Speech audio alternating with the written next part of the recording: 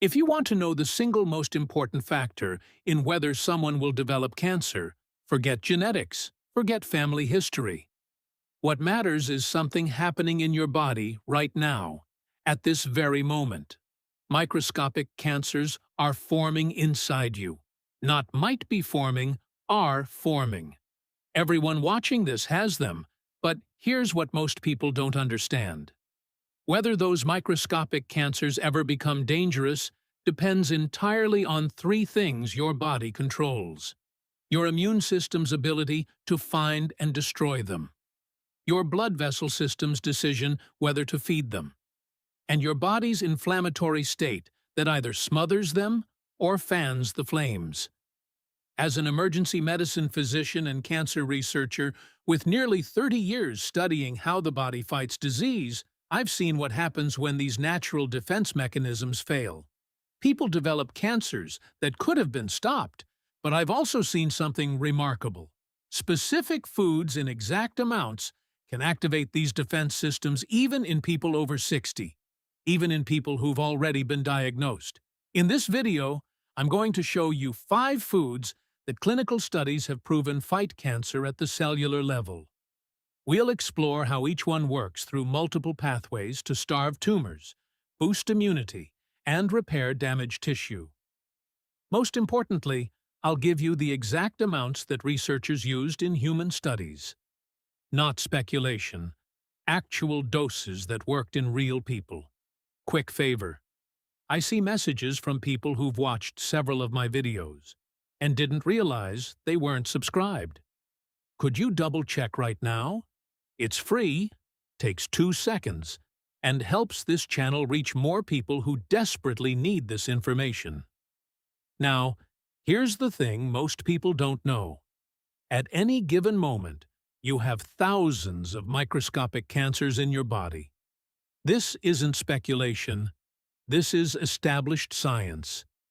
When researchers do autopsies on people who died from accidents, people with no cancer diagnosis, no symptoms, they find microscopic clusters of cancer cells. 40% of women in their 40s have microscopic breast cancer. 50% of men in their 50s have microscopic prostate cancer. 70% of people in their 70s have microscopic thyroid cancer. But these never become clinical cancer. Why? Because your body has 3 defense systems keeping them in check. The first is your immune system. You have specialized cells called natural killer cells, T cells, macrophages. They patrol your body 24 hours a day looking for abnormal cells. When they find a microscopic cancer, they eliminate it. This happens thousands of times throughout your life without you ever knowing. Think of it like security guards in a building. They're constantly checking every room, every floor. The moment they spot an intruder, they remove them. Your immune system is doing this constantly. The second defense is inflammation control. Now, inflammation is actually a good thing when you cut your finger.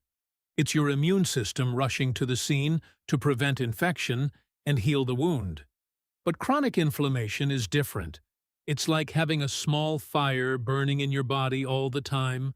That fire releases chemicals that tell cells to grow faster, divide more rapidly, ignore normal stop signals. Microscopic cancers love inflammation. It's like pouring gasoline on a campfire.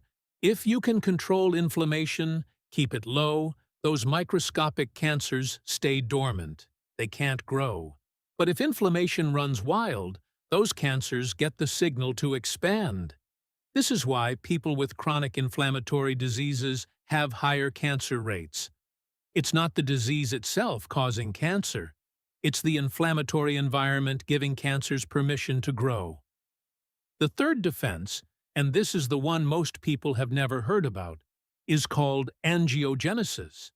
Every cell in your body needs oxygen and nutrients delivered by blood vessels. Your organs are laced with tiny blood vessels, bringing everything cells need to survive. But here's what's fascinating. Microscopic cancers, those tiny clusters of abnormal cells, they can't get blood vessels on their own. They're too small. A cancer can't grow larger than about 2 millimeters, the size of a ballpoint pen tip, without blood vessels. It hits a size limit and stops. It's harmless at that size. But if that cancer can trick your body into growing blood vessels toward it, everything changes. Once blood vessels reach that tumor and start feeding it oxygen and nutrients, it can grow 16,000 times larger in just 2 weeks. 16,000 times. That's the difference between a harmless speck and a deadly tumor. The process of growing new blood vessels is called angiogenesis. It's normal and healthy for healing wounds. But when cancers hijack this process, that's when they become dangerous. Your body has the power to say no to that cancer's request for blood vessels. When your anti-angiogenic defense is strong, those blood vessels never grow. The cancer stays microscopic and harmless forever. When the defense is weak, blood vessels grow. The cancer explodes in size, and that's when people get diagnosed. So, how do foods activate these 3 defenses? Let me break down the science, and I'll give you exact amounts and preparations. The first food is green tea, and I want to explain why this is so powerful. Green tea contains compounds called catechins, specifically one called EGCG. That stands for epigallocatechin gallate. You don't need to remember the name, but you need to understand what it does. This compound has been studied in the laboratory for years. It's a natural chemical found in tea leaves. When you brew a cup of tea, the EGCG dissolves into the water. Whether you use tea bags, loose leaves, or matcha powder, you're getting this compound. Now, what does EGCG do in your body? 3 critical things. First, it lowers inflammation dramatically. Researchers at the University of California measured inflammatory markers in people before and after drinking green tea for 8 weeks. They found reductions in C-reactive protein, interleukin-6, tumor necrosis factor alpha, all major inflammatory markers by 30 to 50%. That's pharmaceutical-level reduction from a beverage. Second, EGCG boosts your immune system, specifically natural killer cell activity. A study at Brigham Young University gave older adults 3 cups of green tea daily for 3 months. At the end, they measured natural killer cell function. It had increased by 47%. These cells were nearly 50% better at hunting down and destroying abnormal cells, including cancer cells. Third, and this is the mechanism I find most remarkable, EGCG cuts off the blood supply to tumors. It's anti-angiogenic. In laboratory studies, when you expose tumors to EGCG, they can't recruit blood vessels. They stay small. In animal studies, tumors in mice given green tea extract grew 60% slower than tumors in mice given plain water. But the human studies are what matter. Researchers in Japan tracked over 8,000 people for 10 years. They compared people who drank 5 or more cups of green tea daily to people who drank less than 1 cup. The heavy tea drinkers had 40% lower rates of colon cancer, 30% lower rates of stomach cancer, and 50% lower rates of esophageal cancer. Why especially digestive cancers? Because when you sip green tea, it flows through your entire digestive tract, from your mouth to your esophagus, down into your stomach, through your intestines. Every surface it touches gets exposed to those catechins. It's like painting a protective coating on your digestive system. Now, how do you prepare green tea correctly? This matters because most people do it wrong. Never pour boiling water directly on tea leaves or tea bags. That scalding water actually damages the catechins you're trying to extract. And worse, drinking liquid that hot has been shown to increase esophageal cancer risk because it injures the delicate tissue. Here's the right way. Heat water until it's hot, but not boiling, about 175 degrees F. If you don't have a thermometer, bring water to a boil, then let it sit for 3 minutes. Pour that water over your tea and let it steep for 5 minutes. This does two things. It gives the catechins time to dissolve into the water, and it lets the temperature drop to a safe drinking level. If you're using tea bags, dunk them repeatedly during those 5 minutes. You're physically shaking the catechins out of the leaves. The dose that matters based on multiple studies is 2 to 3 cups daily. Not occasionally, daily. If you want maximum effect, consider matcha powder. Matcha is ground whole tea leaves. When you drink matcha, you're consuming the entire leaf, not just what dissolves in water. 1 cup of matcha delivers the catechin content of about 10 cups of regular green tea. The effective dose is 1 TSP of matcha powder, whisked into hot water once daily. The second food is broccoli and other cruciferous vegetables. This family includes cauliflower, Brussels sprouts, kale, cabbage, bok choy. What makes these vegetables special is a group of compounds called sulforaphanes. These are sulfur-containing molecules that give cruciferous vegetables that distinctive smell when you cook them. Some people don't like that smell, but those sulfur compounds are medicine. Sulforaphane does 3 things in your body. First, it activates your immune system. Studies show it increases the production and activity of natural killer cells and T cells. Second, it's powerfully anti-inflammatory. It works by activating a genetic pathway called NRF2 that turns on your body's own antioxidant production. Think of it like this. Instead of taking antioxidants from outside, sulforaphane tells your cells to make their own antioxidants, which are far more powerful. Third, sulforaphane is anti-angiogenic. It prevents tumors from recruiting blood vessels. But here's something most people don't know about broccoli. The part we usually eat, those tree-like florets, they contain sulforaphane, but the stalk contains twice as much. Most people throw the stalk away or leave it on their plate. That's a mistake.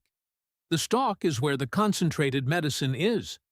If you find the texture tough, there are ways around it. Slice the stalk on a diagonal and sauté it with garlic and olive oil. The diagonal cut creates more surface area. It cooks faster and becomes tender. Or chop the stalk and blend it into soup. A broccoli soup made with the stalks, some onions, garlic, vegetable broth, and a pinch of oregano is absolutely delicious and loaded with sulforaphane. The effective dose from studies is about 1 cup of chopped broccoli daily, including the stalk. Now, here's where it gets even more interesting. Broccoli sprouts. These are 3-day-old broccoli plants grown from seeds. They look like alfalfa sprouts, thin white stems with little green leaves. These sprouts contain 100 times more sulforaphane than mature broccoli. 100 times. Why? Because the plant is born with all the sulforaphane it will ever have. But as it grows into a large plant, that sulforaphane gets distributed throughout the whole structure. The sprout is concentrated medicine. A study at Johns Hopkins University gave people with high cancer risk 2 O's of broccoli sprouts daily. That's about half a cup. After 3 months, they measured cancer biomarkers in blood and urine. Those markers had dropped by 60%. The researchers also found that the sprouts upregulated over 200 cancer-fighting genes. 200 genes turned on by eating sprouts. You can buy broccoli sprouts at health food stores or grow them at home. You just need broccoli sprouting seeds, a mason jar, and 3 days. Put 2 TBSP of seeds in a jar. Cover with water overnight, then drain and rinse them twice daily. By day 3, you have sprouts. It costs almost nothing and gives you pharmaceutical-grade cancer protection. The third food is papaya, and this one surprises people because most don't think of tropical fruits as medicine. Papaya is an oblong, football-sized fruit. When ripe, you cut it in half, scoop out the black seeds, and the flesh is bright orange, soft, and sweet. That orange color comes from carotenoids, specifically beta-cryptoxanthin. This compound is anti-inflammatory and anti-angiogenic, but it has a specific effect on lung tissue. Multiple studies have shown that people who consume high amounts of beta-cryptoxanthin have dramatically lower lung cancer rates. A study from Harvard followed over 70,000 women for 18 years. They tracked their diet and cancer incidence. Women in the highest intake group for beta-cryptoxanthin had 31% lower lung cancer risk than women in the lowest group. This was true even in women who had smoked earlier in life. The protective effect was independent of smoking status. How does it work? Beta-cryptoxanthin concentrates in lung tissue. When you eat papaya, the carotenoids get absorbed, enter your bloodstream, and preferentially accumulate in your lungs. There, they reduce inflammation and prevent the blood vessel growth that tumors need. The effective dose from studies is about 1 cup of fresh papaya daily, or 1 and 1 to 2 cups of frozen papaya chunks. Now, a word about fruit sugar. Some people avoid fruit because they've heard sugar feeds cancer. This is a dangerous oversimplification. Yes, cancer cells use glucose for energy, but so do all your cells. Your brain runs on glucose. Your muscles use glucose. The issue isn't glucose itself. It's excess insulin from eating too much sugar and refined carbohydrates. Fruit contains sugar, but it's packaged with fiber, vitamins, antioxidants, and, in papaya's case, powerful anti-cancer compounds. The fiber in whole fruit slows sugar absorption. You don't get the insulin spike you'd get from fruit juice or processed sugar. Studies comparing people who eat whole fruit daily to people who avoid fruit show that fruit eaters have lower cancer rates across the board. So, eat the papaya, eat the berries, eat whole fruit. Avoid fruit juice, which has been stripped of fiber and concentrated into liquid sugar, but whole fruit is protective. If you're concerned about blood sugar, eat fruit earlier in the day when your insulin sensitivity is highest, and pair it with a small amount of protein or fat to further slow absorption. The fourth food is purple potatoes, and if you've never seen these, you're in for a visual treat. Purple potatoes look interesting from the outside, a purplish skin, but when you cut them open, the flesh is deep purple, almost violet. That color comes from anthocyanins, the same compounds that make blueberries blue and red cabbage red. These are powerful antioxidants and anti-inflammatory compounds. Purple potatoes have been specifically studied for their anti-cancer effects, and the results are remarkable. Researchers at Penn State gave laboratory animals purple potato extract. Tumors in these animals grew 65% slower than in animals given regular white potato extract. When they analyzed what was happening, they found that anthocyanins were doing two things. They were cutting off blood supply to tumors, classic anti-angiogenic effect, and they were killing cancer stem cells. Let me explain cancer stem cells because this is critical. When someone gets treated for cancer, surgery, chemotherapy, radiation, the goal is to remove or kill all the cancer cells. Often, the tumor shrinks or disappears completely. The person is declared cancer-free, but sometimes, years later, the cancer comes back. How? Cancer stem cells. These are a small population of cells within a tumor that can regenerate the entire tumor. They're like the seeds of a dandelion. You can mow down the dandelion, cut off all the visible growth, but if the roots and seeds remain, it grows back. Cancer stem cells are those roots. Most chemotherapy kills the bulk of cancer cells, but doesn't kill the stem cells. Purple potatoes, specifically the anthocyanins in them, have been shown to kill cancer stem cells in colon cancer. A study at Ohio State University exposed colon cancer stem cells to purple potato extract. The extract killed the stem cells while leaving normal colon cells unharmed. This is selective toxicity. It's what we want from cancer treatment. Kill the cancer, spare the healthy tissue. How do you prepare purple potatoes? Any way you'd cook regular potatoes. Bake them, steam them, roast them, sauté them. I particularly like making a purple potato soup. Dice the potatoes, sauté with onions and garlic. Add vegetable broth, simmer until soft, then blend. The color is stunning, deep purple, and it's loaded with anthocyanins. Here's a pro tip. After you cook potatoes, let them cool completely, then refrigerate them. This creates something called resistant starch. The starch molecules rearrange when they cool and become resistant to digestion. This means two things.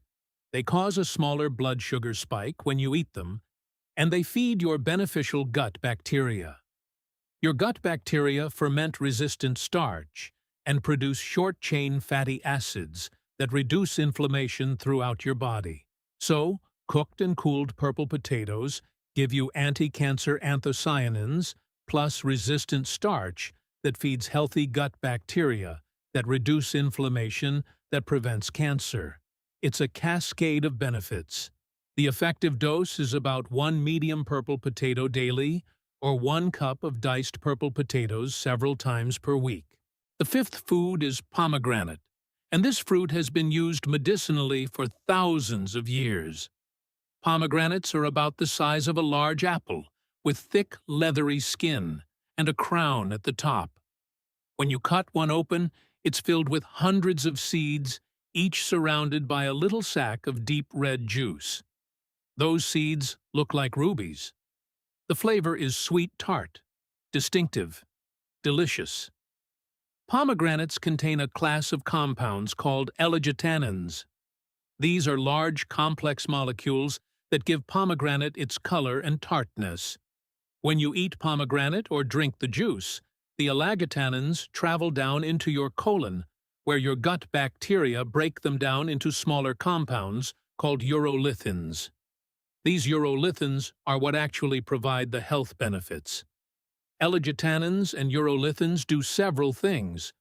First, they're powerfully anti-angiogenic. They prevent tumors from growing blood vessels. A study at UCLA gave pomegranate juice to men with prostate cancer who had been treated but whose PSA levels were rising. PSA is a blood marker that indicates cancer activity. Rising PSA after treatment usually means the cancer is coming back. These men drank 8 Oz of pomegranate juice daily. The researchers tracked their PSA doubling time, how long it took for PSA to double, which indicates how fast the cancer is growing. Before pomegranate juice, the average doubling time was 15 months. After starting pomegranate juice, it extended to 54 months. The cancer was still there, but its growth had slowed dramatically. Some men stayed on pomegranate juice for years with stable PSA levels, avoiding the need for more aggressive treatment. The researchers believe the anti-angiogenic effects of ellagitannins starve the microscopic cancer cells, preventing them from expanding. Second, ellagitannins feed a specific gut bacteria called Akkermansia mucinifera. This is one of the most important bacteria in your gut for cancer prevention. Akkermansia lives in the mucus layer of your intestines. When you consume ellagitannins from pomegranate, they travel to your colon and stimulate your gut to produce more mucus. More mucus means more habitat for Akkermansia to grow. Why does this matter? Akkermansia talks to your immune system through the gut wall. It sends signals that activate your cancer-fighting immune cells. Studies in cancer patients receiving immunotherapy, treatments that unleash the immune system against cancer, have found that patients who respond well, whose immune systems successfully attack the cancer, all have high levels of Akkermansia. Patients who don't respond lack this bacteria. When researchers gave Akkermansia from responding patients to non-responding patients, Suddenly, those patients started responding to treatment. One bacteria species made the difference between life and death. How do you get more Akkermansia? Pomegranate is one of the most effective ways. The dose is 8 Oz of pomegranate juice daily. Make sure it's 100% juice, not a juice cocktail with added sugar. Pure pomegranate juice is tart. If it's too intense, dilute it with water. 4 Oz of juice mixed with 4 Oz of water. Drink it daily. You can also eat the seeds. They're delicious sprinkled on salads, added to yogurt, eaten by the handful. One pomegranate contains about 3/4 of a cup of seeds. Eating one pomegranate every few days or drinking 8 Oz of juice daily will provide the L-tannins you need. Within a week, your gut bacteria composition will start shifting.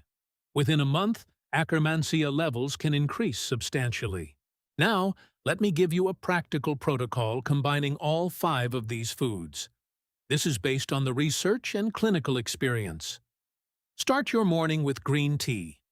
2 cups with breakfast. Use the proper brewing method I described. Let it steep, let it cool. Drink it slowly. Mid-morning, have a snack of papaya. 1 cup of fresh or frozen chunks. If you're still hungry, add some nuts or seeds for protein. For lunch, include broccoli sprouts or cooked broccoli with the stalk. Half a cup of sprouts on a sandwich or salad, or 1 cup of steamed broccoli as a side dish. Mid-afternoon, have another cup of green tea. By now, you've had 3 cups, which is the therapeutic dose. For dinner, include purple potatoes.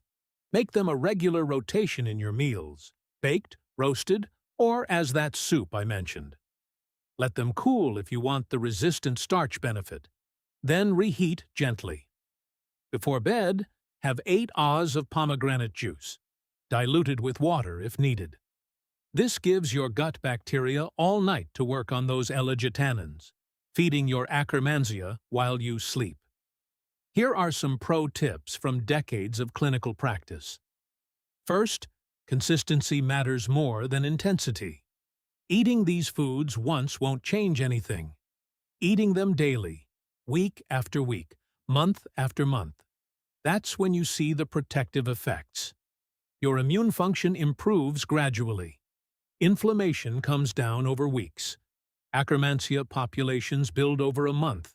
This is a lifestyle, not a quick fix. Second, buy frozen when fresh isn't available or affordable. Frozen papaya chunks, frozen broccoli, even frozen pomegranate arils, they're all fine. Often they're frozen at peak ripeness and retain their bioactive compounds better than fresh produce that's been sitting in storage. Third, if you have active cancer or you're in treatment, tell your oncologist you're eating these foods. None of them interfere with standard cancer treatments. In fact, the research suggests they enhance treatment effectiveness, especially immunotherapy. But your doctor should know everything you're doing. Fourth, these foods work best as part of a broader anti-inflammatory diet. Don't eat these 5 and then load up on processed meats, fried foods, and sugar. You'll be taking 1 step forward and 2 steps back. Make these foods the foundation, then build around them with other whole foods, fish, nuts, seeds, olive oil, other vegetables. Fifth, address the elephant in the room. What if you've been diagnosed with cancer? What if it's advanced? Are these foods still relevant? Yes, but with realistic expectations. These foods are not a replacement for conventional cancer treatment. If you have a tumor that needs surgery, get the surgery. If your oncologist recommends chemotherapy or radiation, take it seriously. But these foods can be added to your treatment plan. The research shows they make conventional treatments work better. They reduce side effects, and they may prevent recurrence. I've had patients who combined aggressive conventional treatment with these dietary strategies. Their outcomes were consistently better than patients who relied on conventional treatment alone. Better quality of life during treatment, fewer side effects, and in many cases longer survival. One more thing I need to address: the fear. If you're watching this because you've been diagnosed with cancer, or someone you love has been diagnosed, you're scared. That's normal. Cancer is terrifying, but fear can paralyze you, and paralysis is the enemy. Here's what I tell patients: you have more control than you think.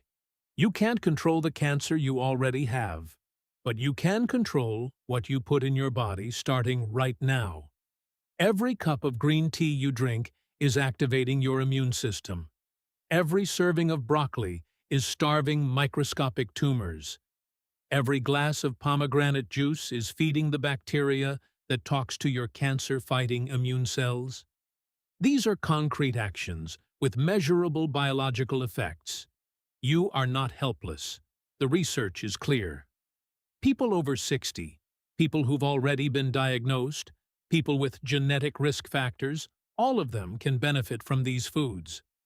A study from Harvard tracked over 50,000 men for 20 years. Men who consumed the highest amounts of the foods I've discussed, cruciferous vegetables, tea, carotenoid-rich foods, had 50% lower overall cancer mortality than men who consumed the lowest amounts. 50%. That's not a small effect. That's the difference between living and dying for many people. These aren't exotic superfoods from the Amazon rainforest. Green tea, broccoli, papaya, purple potatoes, pomegranate. You can find all of them at a regular grocery store. The total cost for a week's supply is maybe $20 to $30. Compare that to the cost of cancer treatment, the cost of lost quality of life, the cost of shortened lifespan. It's not even close. If you found this information valuable, I need you to do something. Share this video with someone who needs it: a parent, a spouse, a friend. Cancer will affect 1 in 2 men and 1 in 3 women in their lifetime. The information in this video could save a life. Also, check out my next video where I break down the foods that actually increase cancer risk. The ones hiding in plain sight that most people eat every day without realizing the danger. I'll see you in the next one. If this information has changed the way you look at the simple foods in your kitchen, please subscribe and like the channel. We are dedicated to uncovering the science of health that has been hidden for too long. Let's cultivate a healthier future together. The next treasure of knowledge will be revealed soon.